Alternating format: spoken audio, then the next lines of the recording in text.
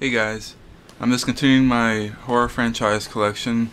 Do have a lot of movies, so that's why I kind of am going a little faster now, so I can get them all through. But here's the first one in this video will be the Amityville Horror.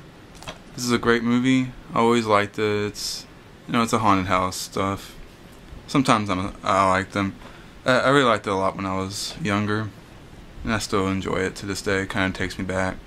And then there's the sequels, part 2 and then part 3. Which the first three, they had the bigger production value, so they look a little nicer than the rest of them do. Which the rest of them I think were straight to video. You have part 4.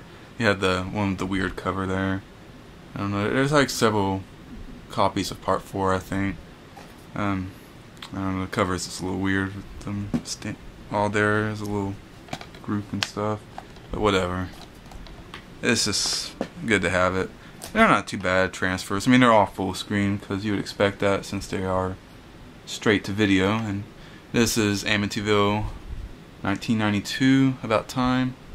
Even though they took away the 1992, I remember this one back in the 90s when I was a little kid, and I used to go to the video store and I saw that one. So the 1992 is embedded in my head. I'll never get it out because that's how I always saw that movie when I was younger, walking through the horror section in the video store. But and here's the new generation. This one always had the, if I'm correct, the mirror. Yeah, the mirror. Yeah. This one always had that little mirror on the VHS cover. So I always remembered that one too. And then you have the Dollhouse one, which is actually out of print. I just discovered that. So it actually goes for quite a bit, to my surprise. I never would have thought Amityville Dollhouse would go for a lot of money, but it does. And then the remake. It's another remake of the many remakes that exist. But at least it's rated R. It's a rated R remake, not a PG-13. They could have easily made it PG-13, but they did do rated R, so that was good. It was interesting seeing Ryan Reynolds play a psycho. It's kind of hard to imagine that after seeing Van Wilder and stuff like that. But he did it pretty good. He was good in that role. Next franchise is the Howling franchise. This is a good one. Joe Dante. He's a really good director. I liked him and he did that, and then he did Gremlins, and there's some pretty good movies of his. But The Howling is a classic. It's a good one. Always enjoy it. And then you have the weird one that used to be called some kind of bitch movie. Your sister's a werewolf, but it used to be called Werewolf Bitch, I think, but I can't remember. It's Howling 2. It's pretty bad. It's rated pretty low by a lot of people. I think it's pretty funny to watch. I enjoy it to a certain extent, mainly because it's so bad it's funny type movie. It's one of those kind. And then the weird one, Marsupials, Howling 3, Kangaroos. I don't get that one, but it provides for interesting entertainment, that's for sure. Kangaroo werewolves. And this is the one that a lot of Howling fans. Wait, is this the right one? No, this is the one that Howling fans don't like that much. The original Nightmare. 5 is the one that people like a lot. The one that takes place in the castle. Yeah, sometimes I get 4 and 5 mixed up. But yeah, 5 is Rebirth. That's the one that a lot of fans like, because I guess it's like it has a little mystery and stuff in it. And then you have another Strange Howling, but there's a lot of Strange Howling movies. You have kangaroos and freaks and shit. I don't know. Howling's a weird franchise. I always enjoy it though. They're pretty fun. And then Scream. Scream's a good classic. Wes Craven really revived the horror genre in the mid-90s when it was falling apart. So we gotta give him credit for that. And Scream 2. It's a decent sequel. Scream 3, and I did see Scream 4 in theaters. It was pretty good. I liked it. It wasn't bad at all. Better than a lot of the remakes around. But I do plan on getting these on Blu-ray. I just couldn't have time to get them before I watched the fourth one. And then the next franchise is the Sleepaway Camp. Now these I really liked. I remember renting Sleepaway Camp on VHS. This was back in 2003 when I was getting into the horror movies strong again. Because for a while I kind of got out of movies in general in the early 2000s, and in 2003 I rediscovered horror movies because I used to really like them a lot when I was a little kid.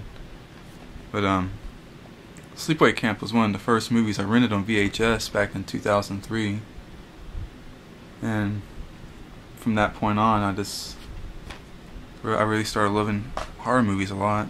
Sleepaway Camp's a pretty decent slasher. I'm actually surprised that it's not more remembered for what it is, but you know, that freaky twist ending that it had, you know. Sleepaway Camp 2, and you know, like a lot of these genres, these horror franchises, you know, they do go more comedy oriented and sequels, and that's exactly what happened with Sleepaway Camp. The first one was pretty serious, but the sequels were far from serious. They were very much comedy oriented.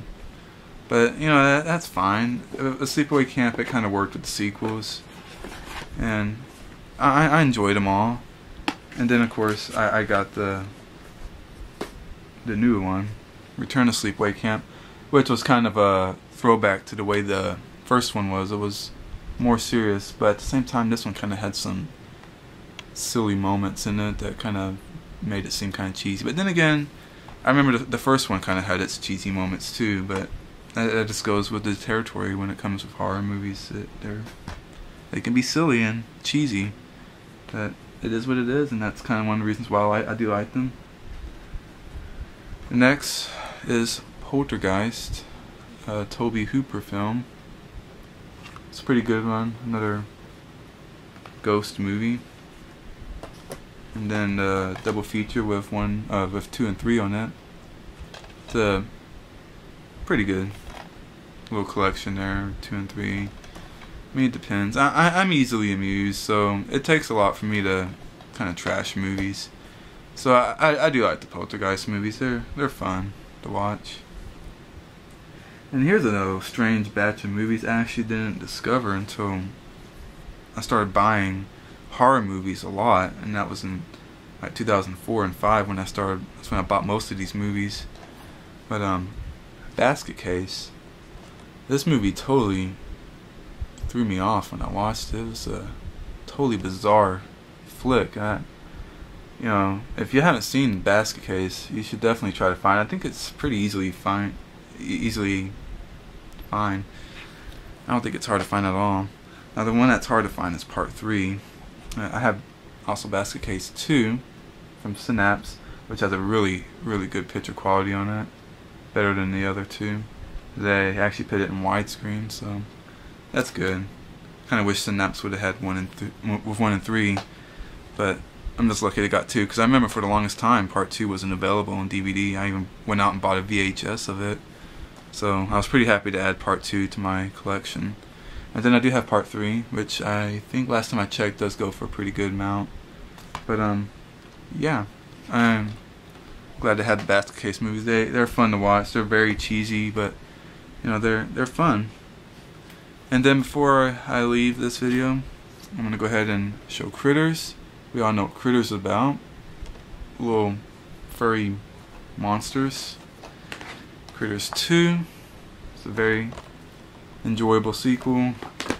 And 3 with the little picture of Leonardo DiCaprio right there. I guess that was his first movie? Yeah, his film debut. As a little punk kid. And then you have Critters 4, another in-space movie. Well, that's it for this one. Thanks for watching. Goodbye.